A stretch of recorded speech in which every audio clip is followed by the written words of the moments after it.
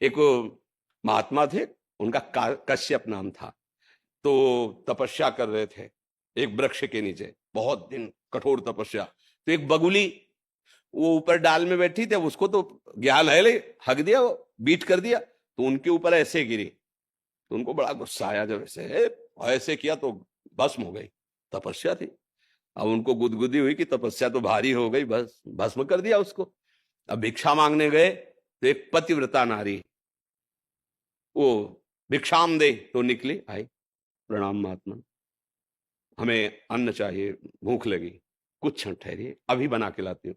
इधर प्रधान दरवाजे पे उनसे कह के गई और दूसरे दरवाजे से पति आ गए। और उसका प्रधान धर्म पातिव्रत धर्म है। तत्काल उनके बैठाला, जल पिलाया और फिर कहा, आपके घर में अतिथि आए हुए हैं, दरवाजे पे संत करें, आपकी आज्ञा हो तो भिक्षा दे आए। वो जरूर जरूर, पहले क्यों नहीं बताया, जाओ आप तुरंत जाओ। तो भिक्षा लेके गए तो महात्मा गुस्सा में खड़े थे। वह तुम जानते नहीं हमें इतना विलंब कैसे कर दिया। तो उनका भगवान, हमारे पतिदेव आ गए। पतिदेव क्या होते? तो उनका भगवान, वो डार की बगुली मत समझना मुझे। अब तो कांप गए, क्योंकि एकांत की बात थी। उनका डाल की बगुली मत समझना मुझे। जो तुम तपस्या से नहीं जान पाए हो, मैं अपने पति की सेवा से त्रिकालज्ञ हूं। बैठे बैठे देख रहे तुम्हारे क्या चल रहा है क्या नहीं चल रहा है। अभी तुम शुद्ध तपस्वी नहीं हो, क्योंकि तुम्हें क्रोध आ गया है। तुम जाओ और एक कसाई हैं जो मांस काट के बेचते हैं, उनके चरणों में प्रणाम करो जाके, वो तुम्हें शिक्षा देंगे, तब तुम्हारी समझ में आ जाए। तो होश उड़ गए ना। बोले, मैं पातिव्रत धर्म से त्रिकालज्ञ हूं, तीनों काल का मुझे ज्ञान है। अब जहां भेजा वहां गए तो 1 किलो दो, 2 किलो दो, ऐसे काट। बोले, बड़ा आश्चर्य की बात है, मांस काटता है, ये हमें क्या ज्ञान देगा। जाने लगे तो बोले, रुको महात्मा, वो पतिव्रता पत्नी अमुक गांव की भेजा है ना। मोबाइल नहीं थे उस समय। अब उनके और होश उड़ गए कि इसके आचरण तो देखो, मांस बेच रहा हो, इसको ज्ञान इस बात। तब उन्होंने कहा, ये हमारी जन्म सिद्ध क्रिया है, मैं कसाई कुल में पैदा हुआ हूं, पर मैं भगवान का भजन करता हूं, थोड़ी देर बैठो फिर मैं तुम्हें। इन सब उदाहरणों से पता चलता है, यदि आपका जो कृत्य है, आपका जो कर्तव्य है, आप उसको कर रहे हो और भगवान का भजन कर रहे हो, तो आप साधु ही हो। और आप साधु हो, अपने कृत्य से चूक गए। अब वो पशु, उसको ज्ञान नहीं है, उसको तुमने भस्म कर दिया। तुम्हारा काम तपस्या के द्वारा जगत मंगल करना है, कि जो छोटे छोटे अपराध मान लो बन जाए उनको भस्म कर देना है? ये ऐसा तो नहीं है। तो इसीलिए हमारी बात को केवल समझो, हमारे पास और कुछ नहीं है।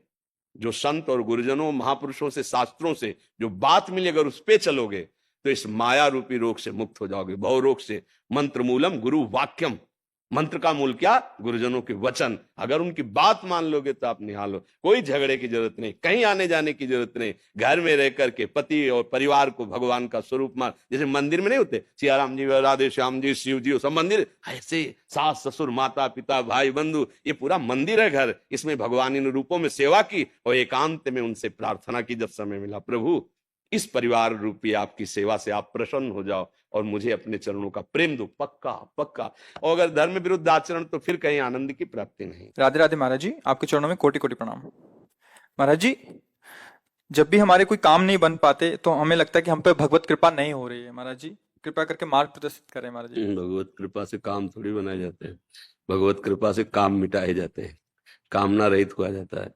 यही तो धोखेबाजी चल रही है। अभी एक किसी ने प्रश्न किया था कि हमारे साथ कोई धोखा कर रहा है, तो हमने उनसे ये प्रार्थना की कि तुम्हारे साथ धोखा बाहर से नहीं हो रहा, अंदर से हो रहा है। तुम्हारी बुद्धि तुम्हें धोखा दे रही, तुम्हारा मन तुम्हें धोखा दे रहा, तुम्हारा तन तुम्हें धोखा दे रहा, तुम्हारी इंद्रियां तुम्हें, इन धोखेबाजों को देख पा रहे हो? कामनाओं की कभी पूर्ति हुई है क्या? और कामनाएं शुभ अशुभ कर्मों के अनुसार। अगर आपने कामना की मुझे इतना अर्थ मिले, आपका पुण्य, नहीं तो नहीं मिलेगा आपको। आपने सोचा कि ये नष्ट हो जाए, आपका इतना प्रताप तेज, नहीं, नहीं नष्ट होगा। ये कर्म भूमि है। एक बल है, भगवान का आश्रय लेकर अच्छे आचरण करते हुए नाम जप करो। अब वो बचाएंगे आपको दुखों से। और वो योगक्षेमम वहाम्यहम, वो आपके योगक्षेम का, आपके कर्म में इतनी ताकत नहीं रह गई है।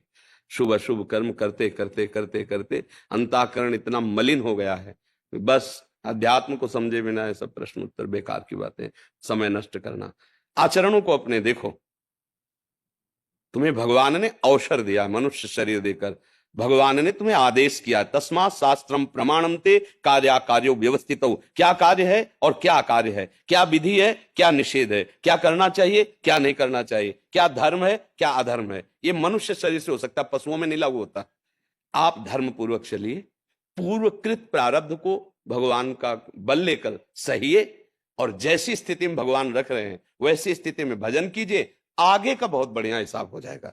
पिछली फसल बहुत बुरी है, भोगना पड़ेगा, चाहे महात्मा हो चाहे गृहस्थ हो, भोगना पड़ेगा। अवश्य में भोक्तव्यम। अखंड बाल ब्रह्मचारी, सत्यवादी, धर्मनिष्ठ भीष्म पितामह 6 महीना बाणों की सैया पे। हम तुम क्या है, ये कर्म बख्शता नहीं किसी को, इसलिए तो चिल्ला चिल्ला कहते होश में रहो, होश में रहो। कामनाओं की पूर्ति, क्या तुम्हारी कामना होगी? यही कामना होगी। शब्द, स्पर्श, रूप, रस, गंध, प्रकृति के 5 हैं, यही विविध रूपों में फैलकर जीवों को बांधे हुए हैं। तुम जो बात की कामना कर रहे हो वो किसी को प्राप्त है, वो और कामना कर रहा है। थोड़ा विचार करके तो देखो, क्या कामनाओं की पूर्ति से तुम्हारी शांति, तुम्हारा विश्राम स्थल, तुम्हें आनंद की प्राप्ति हो जाएगी क्या? हम सोचते हैं कि 1 लाख मिल जाए तो हमारा काम बन जाएगा, और किसी के पास 100 लाख है लेकिन उसका काम नहीं बना, वो और कामना कर रहा है। किसी के पास 100 करोड़ है, वो उसमें तृप्त नहीं है, वो और, ये क्या चल रहा है माया का लीला? यही बात समझना है।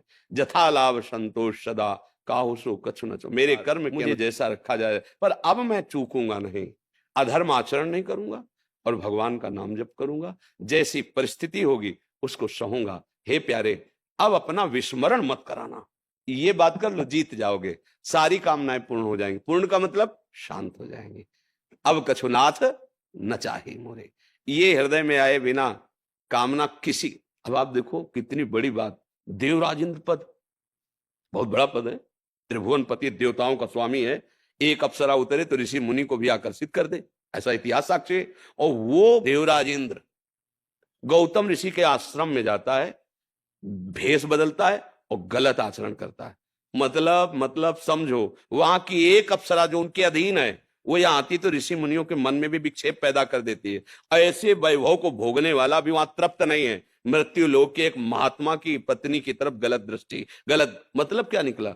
ये जो कथाएं हैं इनका मतलब क्या निकला? बिना भगवान के भजन के आनंद के ये मन शांत हो, चाहे त्रिभुवन का वैभव मिल जाए तुम्हारे पास तो बहुत छोटी छोटी वस्तुएं होंगी। हम त्रिभुवन पति की बात कह रहे हैं, जिसके यहाँ की सुंदरियां ऐसी हैं कि अगर उतर जाए यहाँ तो बड़े बड़े महात्माओं के चित्त में क्षोभ पैदा कर देती है, जो जितेंद्री रहे हैं।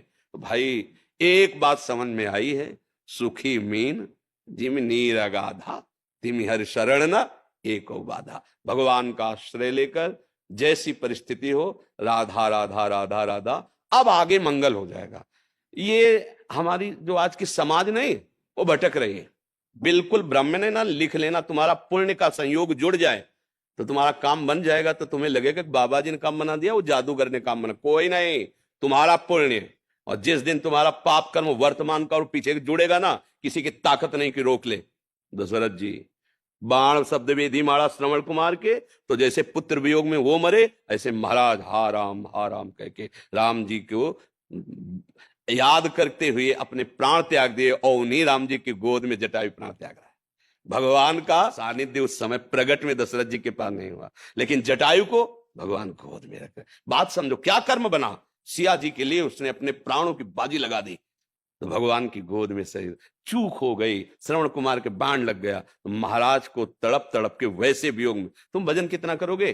वो भगवान के बाप बनने का सौभाग्य, बाप जी बने नहीं, दशरथ जी भगवान राम के पिताजी बने नहीं। हमारी बात को समझ लो, अगर आप बुरे कर्म करोगे, कोई नहीं देख रहा, आप देख रहे हो, आपका मन देख रहा है, वही आपको दंड देगा। मन आपको दंड देगा, हर समय जलाता रहता है। जैसे गलती हो गई ना, हर समय जलता रहता है, फिर वही गलती करवाता है, फिर जलता रहता है। फिर जब बार बार ऐसा होता है तब वो सलाह देने लगता है, इससे अच्छा मर जाओ। देखो कहां पहुंचा दिया, महान पाप आत्महत्या करने के लिए प्रेरित कर दिया। हमारी बात को समझ जाओ, इस दुष्ट धोखेबाज मन पर नजर रखो, और नजर रखने की ताकत सत्संग और भजन से मिलती है। साधन को हरि भजन है कै सत्संग साय, तब आप मन पे नजर, और मन पे नजर रख ली, उसको संभाल लिया, तो त्रिभुवन पर विजय प्राप्त कर ली। त्रिभुवन पर जिसने मन को चेला बना लिया वही सच्चा गुरु। जो वीर अपने मन को परास्त कर दिया वही महाबली। नहीं तो कुछ नहीं, प्रवचन करो वो वहीं गिराएगा, तुम चाहे जितने ऊंचे वहीं गिराएगा जहां उसको गिराना है। मन की तरफ तो देखा ले जा रहा है, दूसरों की तरफ देखा जा रहा है। यही माया है। अपने मन को देखो कहां चल रहा है। कामनाओं से पूर्ति नहीं होती, शांति नहीं होती, कामनाओं के त्याग से शांति होती है। गोस्वामी जी सरल भाषा में लिख रहे हैं, बिन संतोष ना काम